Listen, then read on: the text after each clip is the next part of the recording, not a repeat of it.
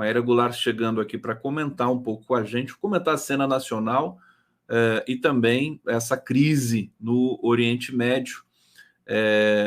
E a Maíra também preparou para a gente alguns comentários sobre esse plano secreto dos bolsonaristas aí, que culminou no 8 de janeiro, e a gente vai falar também de Senado, da relação do Senado com o STF. Maíra, já posicionada, prontinha, tudo bom, querida? Oi, gente, bom dia. Desculpa, eu esqueci a coisa do fone. Quer dizer que o mundo realmente é uma casca de nós, porque Rogério Dutra, que estava sendo mencionado, é meu amigo. Fizemos doutorado no IESP há muitos anos. Ele é meu veterano, né? E é alguém que eu admiro muito. Com quem eu estive na quinta-feira numa matéria que eu dou sobre lawfare, que estava a professora Gisele Cittadino. Uau, a Citadino também é professora aí na UF? Na PUC. Na PUC.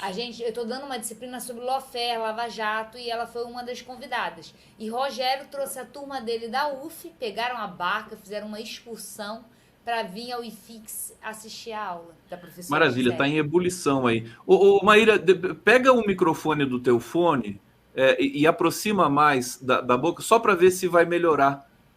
Vamos ver se vai melhorar. Acho que não melhorou. Será que ele Não está melhorou. ligado? Bom, vamos assim mesmo. Eu tô colocando no máximo aqui para a gente te ouvir Tá bem. ligado sim, tá ligado. Então, o pessoal está falando que o meu som está alto, então eu vou baixar um pouquinho o meu para ficar mais equilibrado com você aqui. Fala para a gente da sua leitura sobre a crise no Oriente Médio nesse momento, Palestina, Israel, é, lamentável, é uma crise interminável. Agora, a gente teve elementos diferentes, né, nesse momento ali. Israel, pela primeira vez, acho que na história, foi surpreendido de uma maneira bastante contundente. Fala para a gente, Maíra Goulart.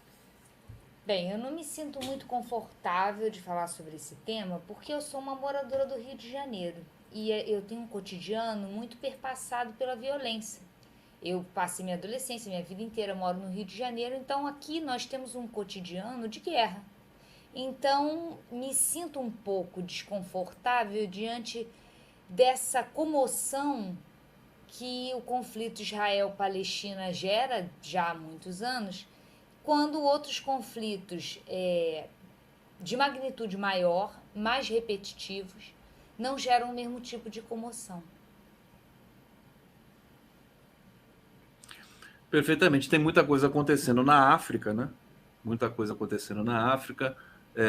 Tem a guerra da Ucrânia, que agora foi obliterada também por esse conflito. É porque ali, nessa região, Maíra, são interesses dos grandes players globais, né? Sobretudo dos Estados Unidos, né? E no relacionamento com o mundo árabe, né? Então, por isso que causa essa tensão tão grande. Não, eu E entendo que cause ademais, diga. tensão. O que eu acho difícil é um brasileiro, uma pessoa do Rio de Janeiro, ficar comovida. Eu vou te contar o que.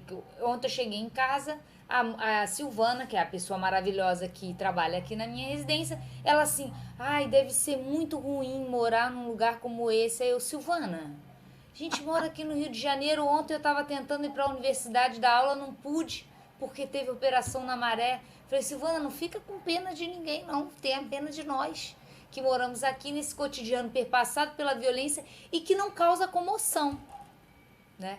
Mas você tem certo, você está muito certo. O conflito Israel-Palestina ele é muito útil para a gente estudar a geopolítica e como que os interesses, o sistema político internacional, que é estruturado economicamente, acaba refletindo num jogo de interesses mas em outros conflitos também, né? Guerra é uma coisa muito lucrativa, que gera muito dinheiro, né? Assim como, para a gente entender a guerra da Ucrânia, para mim o axioma que deve ser mantido é guerra dá dinheiro. Fazer guerra é muito bom para quem pode ganhar dinheiro com ela.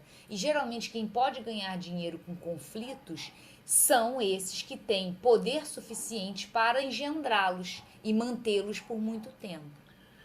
Deixa eu tentar esgotar esse tema com você. Eu já percebi que você é muito cuidadosa para comentar a questão Israel-Palestina, mas no que diz respeito, por exemplo, ao quão pedagógico esse evento pode ser para, por exemplo, falarmos dos territórios ocupados pelas milícias no Rio de Janeiro. Rio de Janeiro tem quantas Gazas? Tem muitas, né? Você acabou de dizer aí. Quer dizer, e o Brasil é um barril de pólvora equivalente, até mais grave, né? Quanta gente morre. Eu estava vendo aqui aquele relatório da Eu Segurança peguei Pública. alguns dados, então eu fiz exatamente isso. Fui no Vamos lá. Anuário Brasileiro da Segurança Pública, porque eu sabia que você ia me perguntar sobre Israel e Palestina. Aí eu falei, vou dar uma olhada nos números, para talvez tirar nós brasileiros desse lugar de, ai meu Deus do céu. Vamos lá. Morreram até agora lá no conflito Israel-Palestina 900 do lado de Israel, 687 do lado palestino. Peguei aqui o Anuário Brasileiro de Segurança Pública e vi que em 2022 morreram 47,5 mil pessoas no Brasil. Num Brasil sem esse tipo de bombardeio, que não gera comoção, que não tem o secretário-geral da ONU, que aliás eu acho que fez um papel bem interessante, chamando a atenção para o corte, para o bombardeio de escolas e de áreas de segurança, de saúde, escolas e hospitais por parte dos israelenses, né? Não gera esse tipo de comoção diante do corte. O Antônio Guterres falou das escolas e dos hospitais, mas eu acho importante salientar também que Israel está cortando a eletricidade da faixa de Gaza, cortando a água, deixando 610 mil pessoas sem água, né? Então, assim, para dar um paralelo em termos de número, nós temos nossa guerra particular, com 47,5 mil mortos em 2022. Se a gente pegar mortos por habitante, por 100 mil habitantes, só no Amapá, em 2021, morreram 67 pessoas por 100 mil habitantes. Assim, como que o tipo de conflito que a gente tem aqui no Brasil não nos coloca num lugar de fala para nos abismar com o que acontece em nenhum lugar do mundo. A gente tem que olhar para nós e nos colocar no nosso devido lugar de país, de povo que vivencia genocídios cotidianos. Olhar para o nosso próprio umbigo, né? A coisa não tá fácil aqui no Brasil. É... Deixa eu trazer um tema para você. Vamos falar um pouquinho. Aliás, tem uma pergunta aqui no bate-papo que Adoro. chegou. Acho que você pode comentar rapidamente aqui. Primeiro, pegar aqui o comentário da Josefa Eva. Na pandemia também o governo anterior deixou brasileiros por sua própria conta. Aqui, quando a gente estava falando do Braga Neto, etc. Carlos França, Conde, comente também sobre isso de manter Eliseta Ramos na PGR. Para mim, ela está lotando os cargos com lavajatistas. Acho que Lula está vacilando legal nesse aspecto. E ontem veio também uma informação de que o Lula não está com pressa e que vai adiar a nomeação para a PGR. Ele não gostou dos nomes que foram apresentados ali, segundo informações, né, que chegaram até ao público, e me parece que no STF também. Você vê riscos aí nessa demora ou você acha que o Lula está certo, minha querida Maíra? Olha, eu acho que o PT e o Lula estão tentando construir um novo paradigma, porque partem da análise de que as indicações que eles fizeram nos 3 mandatos que antecedem esse do Lula 3, nos 4, né? Porque vou envolver também Dilma 2, as indicações se revelaram péssimas, né? O PT indicou mal. E agora ele. A Primeiro, primeira a gente tem que indicação também reverenciar. não foi lá essas coisas. Desculpa. Então, eu acredito exatamente isso, que ele tá. Por que tá batendo cabeça? Tá batendo cabeça porque não refletiu suficientemente sobre isso. Não teve um acúmulo. Tem que chamar especialista, tem que fazer uma reflexão pavimentada para buscar um paradigma novo de indicação. Porque essa coisa de, não, o Lula quer alguém próximo a ele, o que isso significa? Né? Talvez uma reflexão mais principista, dialogando, pensando em princípios. Quais são os princípios? Por quê? Porque o republicanismo puro e simples, que foi o que conduziu o PT nas administrações anteriores, indicar o melhor, indicar o mais reverenciado no meio, não se revelou procedente. Por quê? Porque esses meios dos quais, né, a gente tem essas listas saindo, essas indicações pelos próprios pares, essa ideia de mérito, eu não sei o que os nossos companheiros aqui acreditam, essa ideia de mérito, ela ignora o fato de que são corporações cujos interesses não são muitas vezes o mesmo da população em geral, porque essas corporações são formadas por elites econômicas muito longevas que se insulam do restante da população. Nós somos um país tão desigual que os membros da elite acabam vivendo em bolhas e que acabam pouco identificando aquilo que é o interesse público. Então, quando a gente pensa em mérito, naqueles que são mais bem avaliados pelo seu próprio grupo, né? Essa corporação, seja ela na Procuradoria, seja no Ministério Público, seja na OAB, né? Eu acredito que tem esse viés. Então, o que o PT por isso que está tendo essa demora nas indicações, é porque eu acho que está se batendo cabeça assim, como indicar? Quais são os parâmetros? O parâmetro é representatividade, só que o STF não é um órgão, falando agora do STF, o STF não é um órgão representativo. Claro. Os ministros não representam ninguém. Eles são guardiões da Constituição. Porque se eles fosse para eles serem representativos, não tinha que ser o presidente a escolher. Né? Porque o presidente, ele é indireto nessa dinâmica representativa. Era melhor deixar a população votar para ministro do STF. Se o objetivo fosse representatividade, era melhor que fosse um órgão eleito. Não é. O objetivo lá não é representatividade, mas ao mesmo tempo é bizarro um Supremo cujo perfil étnico-social dos seus membros é completamente exógeno, alheio à população. Tomara que seja isso, né, Maíra? Porque né, tomara que não seja simplesmente uma cadência porque não apareceram nomes que cumpriram aquele protocolo do passado que você disse que pode estar sendo quebrado. Vamos esperar que seja exatamente, porque precisa mudar esse parâmetro de nomeação, né, no Brasil, né? É muito solto, né? É uma coisa muito perigosa.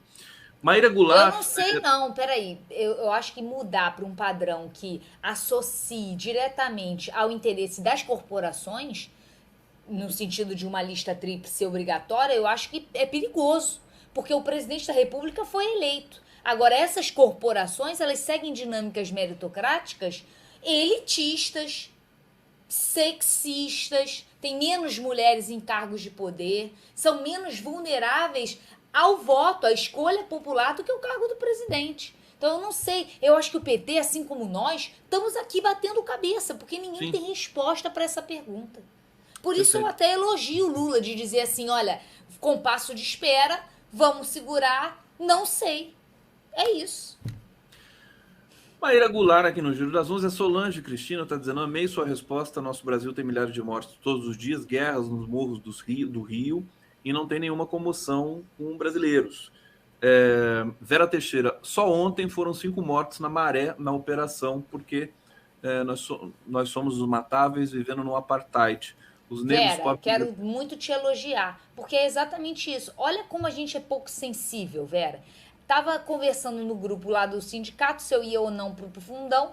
Aí alguém falou assim, não, mas tá tranquilo, foram só 4 tanques, não sei o quê. A gente banaliza de alguma maneira 4 tanques no nosso cotidiano, a gente avaliando se vai ou não trabalhar, se mantém prova, se não mantém prova. Essa é a vida de quem mora no Rio de Janeiro. O professor tem que decidir se dá prova, ou seja, pune os alunos que não conseguem chegar na universidade, tirando nota baixa numa prova, diante de uma guerra. Se eles vão ultrapassar esses veículos blindados e o tiroteio. Olha que situação que a gente vive. Por isso que eu me sinto desconfortável de falar de Israel, porque eu acho que a gente tem que ficar muito mais sensível ao que nós vivemos aqui. Maíra querida, eu tô tentando me lembrar que nós não falamos, você e eu, sobre a execução dos médicos no Rio de Janeiro, e eu preciso te ouvir, porque você vive aí intensamente né, o ar do Rio de Janeiro, toda essa questão da violência, a questão dessa apuração da polícia, que foi tudo um pouco assim extravagante, de rápido. O que você pode dizer para a gente sobre essa execução, sobre esse processo todo aí?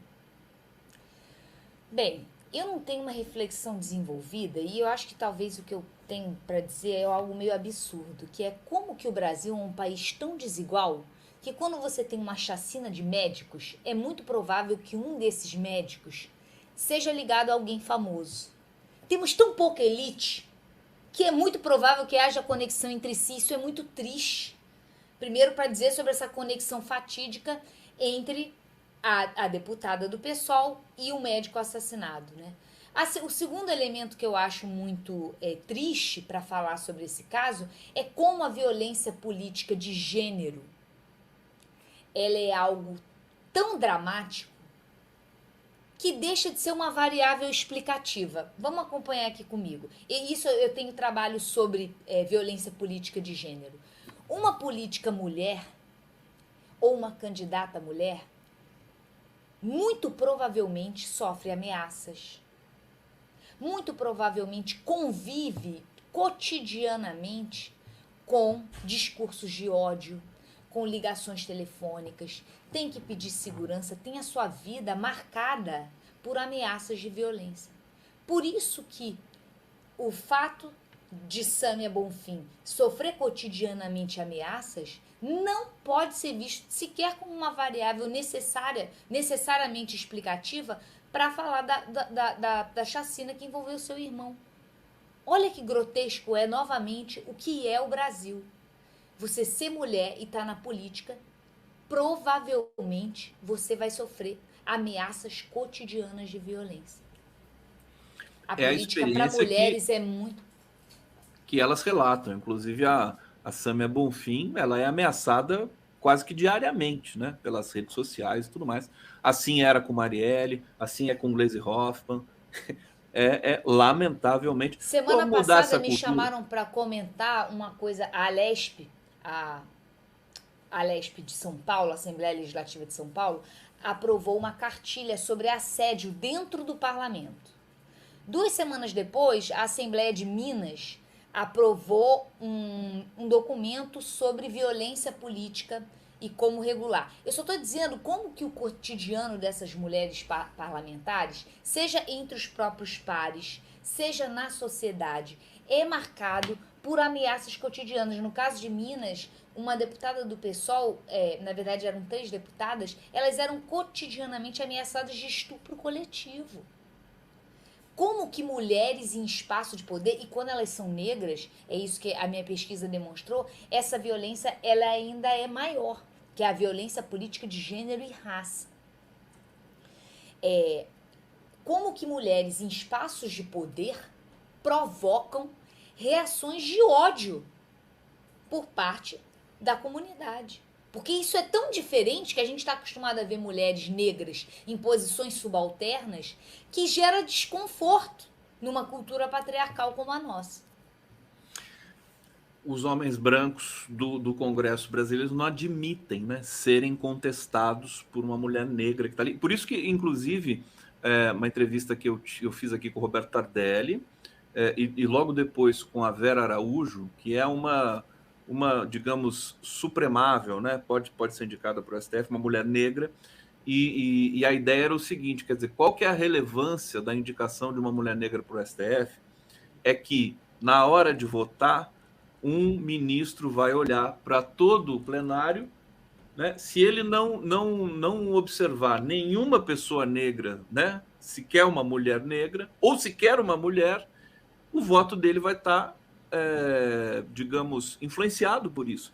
Ao passo em que ele observar ao lado dele uma mulher negra, a coisa pode ser diferente. Essa é uma análise assim muito simples e muito objetiva, né? Acho que é importante. Olha, eu achei sensacional, porque quando eu dou aula disso, eu sempre dou um exemplo bem concreto para a pessoa entender qual é a importância do que a gente está falando agora, da representação descritiva, a representação dos corpos, que há uma representação também substantiva. Um homem pode, de fato, representar alguma ideia que é uma ideia favorável ao coletivo das mulheres ou ao coletivo das mulheres negras. Essa é a representação das ideias, substantiva. Mas há uma representação descritiva que está nos corpos, que é o seguinte: quando você, mulher, entra num elevador cheio de homens, você sente alguma coisa ali. Você sente um desconforto. É esse o desconforto que vai sendo reduzido quando você olha para um plenário, quando você olha para um grupo de diretores da sua empresa, da sua universidade, e vê mais corpos femininos, mais corpos negros. Gera menos assombro quando você está numa posição de poder e entra numa sala. Vão ser menos comentários do tipo, agora chegou alguém para embelezar a mesa. Porque vão ter várias outras mulheres já lá. Então você não vai ter que ser vítima desse tipo de comentário e do assombro que gera nos homens brancos quando eles veem mulheres e mulheres negras em espaços de poder. Olha, deixa eu ir para o bate-papo. Fernando Bai está dizendo aqui: Mia Khalifa é demitida por defender Palestina. Está aqui uma informação lamentável isso. Vamos averiguar depois e vamos ver o que está acontecendo no mundo. Eu não resisto em trazer para você dois comentários aqui do Robson Silva, bastante, a meu ver, preconceituosos, mas para você justamente responder pedagogicamente. Ele diz: a mulher negra seria cooptada pelo resto do STF, e depois ele diz: olha os corpos de Zambelli, Biaquices, Damares são mulheres também. Como é que você responde essa questão? Difícil, né? Respira. Porque ela só reflete o quanto nós precisamos ter mais mulheres em espaços de poder para a gente criar uma cultura, né? Isso só chama atenção para o lugar da questão. A gente sempre conversa sobre isso, eu já te falei que é um saco, é tipo ir no médico e ele falar que a gente tem que caminhar e fazer dieta. É isso, a gente tem que trazer essas discussões para a sociedade, para que a sociedade, ao discutir, compreenda o quanto que nossa educação, e aí somos todos nós, a nossa educação é patriarcal e misógina. E como que quando nós somos expostos a estímulos antimisóginos, a estímulos antipatriarcais, a gente tende a ter, num primeiro momento, uma resposta negativa. Conforme a gente vai trazendo para o nosso cotidiano essas discussões e vai ganhando atenção a nossa própria forma de pensar e qualificar o que está ao nosso redor, e a gente vai percebendo como a nossa linguagem é misógina e patriarcal, como que os nossos raciocínios consolidados são misóginos e patriarcais. Maíra Goulart, eu queria perguntar agora para você sobre essa linha de investigação da Polícia Federal que trouxe à tona a informação de que havia uma data limite para a aplicação do golpe. É curioso isso, né? Quer dizer, a gente vai descobrindo coisas, a Polícia Federal está fazendo uma investigação, acho que muito minuciosa, sobre todos esses elementos, corajosa até. O que significa exatamente esse escárnio de se ter uma data limite, um deadline para o golpe, querida Maíra? Gente, essa investigação, ela, olha, surpreende até nós que trabalhamos já há alguns anos analisando notícia, lendo conjuntura. Essa ideia, os áudios do Coronel Ailton Barros, falando sobre um cronograma tá melhor do que muito grupo de pesquisa que faz reunião e não tem cronograma, gente. Eles têm um cronograma do golpe que envolve, eu não sei se vocês atentaram para isso, a prisão de um ministro do Supremo Tribunal Federal. A divisão em 2 grupos, até lá tem GT, tem grupo de trabalho, um grupo mais ligado às técnicas golpistas tradicionais, invasão de rua, fechar, bloqueio, a logística de como alimentar as células golpistas, e um núcleo mais intelectual, político, que vai trabalhar para legitimar essas iniciativas. É sofisticado. E mais do que sofisticado, reforça aquela conclusão que os trabalhos sobre bolsonarismo que a gente vem conduzindo lá no LAPCON indicam, que é como que o militarismo, as Forças Armadas e os grupos identificados com o militarismo e as Forças Armadas não passaram por um processo de transição democrática. E por não terem refletido sobre o que foi a ditadura militar, não terem feito de fato essa transição, continuam mantendo uma mentalidade autoritária, patriarcal, cáustica, contrária aos princípios básicos do Estado de Direito, do liberalismo, da ideia de igualdade entre todos e do respeito à soberania popular. Como que é soberania popular, o voto é algo muito prescindível para esse grupo de militares que estavam envolvidos numa operação cujo objetivo era não fazer valer a soberania popular. É uma situação que, assim, você usou a palavra certa, escárnio, né? Escárnio que a gente...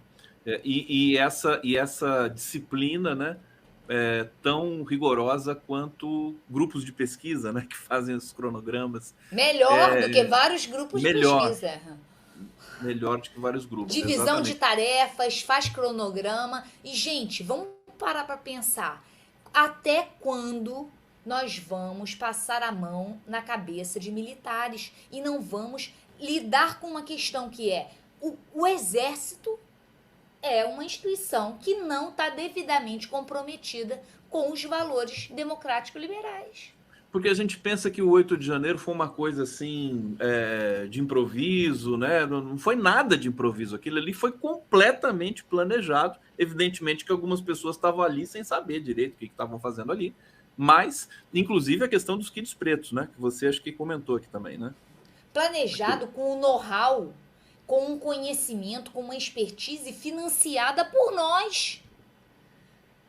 Para esses militares que passam uma vida estudando para garantir o sistema democrático liberal, só que o que a gente esquece de ensinar a eles é a importância do sistema democrático liberal. Eles sabem uma porção de joguinhos militares para defender, mas perdemos muito pouco tempo explicando a importância de ser cidadão, de respeitar o voto, do que é um sistema democrático liberal. Democracia, proteção dos brasileiros. Esse montão de blá blá blá que as pessoas não querem perder tempo de aprender, de ensinar, fazem parte de uma formação cidadã. Os militares parecem não estar tendo esse tipo de formação cidadã, mas a nossa sociedade como um todo também não. As pesquisas de opinião mais recentes sobre o golpe indicam que pelo menos 43% da população não identificam ali uma ameaça. Maíra Goulart, deixa eu só atualizar aqui as informações sobre Palestina e Israel. Olha só, a gente já tem uma crise diplomática entre Israel e ONU, né? Então, estou trocando acusações sobre ataques. Eu, francamente, acho que dessa vez, com o nível de compartilhamento, informação, rede social que o mundo chegou, acho que vai ser difícil para Israel, enfim, prosseguir com uma política de genocídio, né? Depois de, claro que foi atacado e tudo mais, mas eu acho que não vai dar certo dessa vez essa pressão política terrível que coloca os palestinos como terroristas e Israel como mocinho dessa história toda. Não sei o que você pensa, quer comentar rapidamente? Quero comentar sim. Quero comentar que na minha fala eu já elogiei a postura muito aguerrida do secretário-geral português António Guterres, que fez uma declaração condenando ataques a escolas e a hospitais, mas também quero chamar a atenção para a resposta dos Estados Unidos, que também precisa ser condenada rapidamente, de ter dado carta branca, entre aspas, porque eu estou citando, para Israel. Não existe carta branca quando você tem civis envolvidos. Não pode, esse termo não pode existir. E não pode existir por parte de muitos analistas que eu vejo comentando essa situação, o termo compreensível. É compreensível a reação de Israel. Não pode ser compreensível bombardear uma escola. Não pode ser compreensível. Não tem a mais. A mais também aconteceu. Não existe a mais. É bombardeou escola. Hospital, né?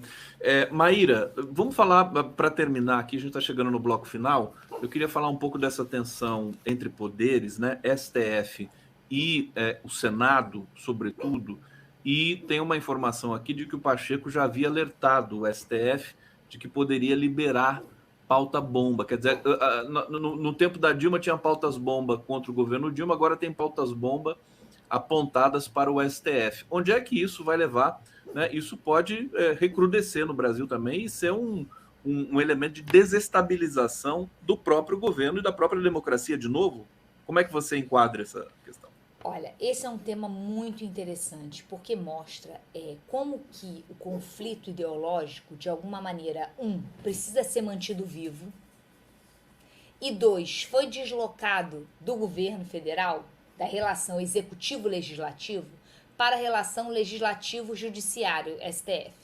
Diante de uma aposta que a gente já comentou aqui e que eu não me canso de dizer que é uma aposta muito interessante por parte do governo Lula III em desativar a polarização. Então o governo está botando no freio de marcha ré tudo que pode ativar a polarização. Questões de direitos civis. Então o governo não está falando sobre questão de direito civil, que é como as pessoas chamam de costume. Eu detesto esse nome costume, porque eu acho que racismo não é um costume, é um crime contra um direito civil. Enfim, o governo federal está desativando essas pautas porque elas provocam uma reação conservadora. E o STF não parece ter essa mesma preocupação. Rosa Weber botou no mesmo mês para votar tudo ao mesmo tempo. Marco legal, descriminalização das drogas, a questão do aborto. E isso provocou uma reação por parte de segmentos conservadores que estão preocupados porque cada vez mais perdem aquilo que faz com que eles se identifiquem com o eleitorado conservador. Por quê? Esses segmentos estão sendo atraídos para o governo federal, porque eles são fisiológicos. Então, eles querem cargo, eles querem emenda, eles querem ministério. Então, eles estão entrando no governo, Mas aí, como é que eles vão manter a base eleitoral conservadora deles se eles não tiverem cotidianamente, recorrentemente, um lugar para dizer que são, olha gente, eu sou muito conservador, eu sou contra o aborto, eu sou contra isso. E o Supremo Tribunal Federal tá dando isso para eles, um palco para eles gravarem videozinho, para eles ficarem nervosos e manterem acesa a chama que os liga às suas bases eleitorais, que é o conservadorismo. Isso tá Nesse sentido, você acha que o STF cometeu um deslize? Trazer essas Eu acho que não conseguiu ver o quadro como um todo. É claro que eu sou muito interessada nessas pautas e vejo com muito bons olhos o interesse do Supremo Tribunal Federal. Só que o quadro tem que ser visto como um todo. Precisa ser preparado, né? Precisa ser preparado. E uma coisa que aí eu falo novamente do movimento sindical, que você sabe que eu gosto dessa pauta. Assim como o movimento sindical, parece que o Supremo não entende que a gente acabou de vencer por muito pouco uma eleição contra um candidato francamente autoritário, reacionário e conservador. Essa eleição foi por muito pouco e ela só foi ganha porque a Frente Ampla, que foi sufragada, fez tudo para mostrar que não era comprometida ou não era particularmente ideológica no sentido à esquerda. Daí a importância do Geraldo Alckmin e de outros elementos conservadores nesse amálgama. Então, e isso o carisma não pode do Lula. O carisma do Lula, que não é alguém que nessa temática de direitos civis é protagonista. Ele não é. Ele deixa para ser de esquerda em temáticas econômicas. Mas nesses temas ele bota freio de mão. Ele Sim. vai para trás. E talvez porque perceba como que a nossa sociedade ainda avançou pouco nessa discussão. Até porque ele é muito fruto dessa sociedade, né? O Lula. Com todas as contradições. Todos. A gente não pode achar que a nossa bolha de WhatsApp, que nossos amiguinhos de Laranjeiras são a sociedade brasileira. A sociedade brasileira não é a Praça São Salvador. Estou falando aqui, é um lugar do Rio de Janeiro em que todos os intelectuais moram, que é em Laranjeiras. E tem uma praça ali onde tem um chorinho. Onde o Haddad ganhou, né? O único lugar que o Haddad ganhou. O Freixo ganha lá. O Freixo ganha lá. Maíra Goulart, chegamos ao final dessa edição do Giro das 11. Deixa eu agradecer demais aqui a sua presença, como sempre. Muito bom conversar com você. Desejar uma excelente semana, ainda dá para desejar, porque ainda é terça-feira. O último comentário aqui, o Nilo Alves está dizendo o seguinte: amigos e amiga, amigo e amiga, Carol Proner não seria um ótimo nome para o STF ou PGR? Carol Proner sempre é um ótimo nome para muitas coisas, mas acredito que ela está... Enfim, não acredito nada, porque ninguém sabe o que vai acontecer nessas nomeações. Agradeço a todos vocês, obrigado pelo carinho, pela audiência. Amanhã estaremos de volta com mais um Giro das 11. Beijo, Maíra. Beijo, querido. Beijo a todos. Tchau, tchau.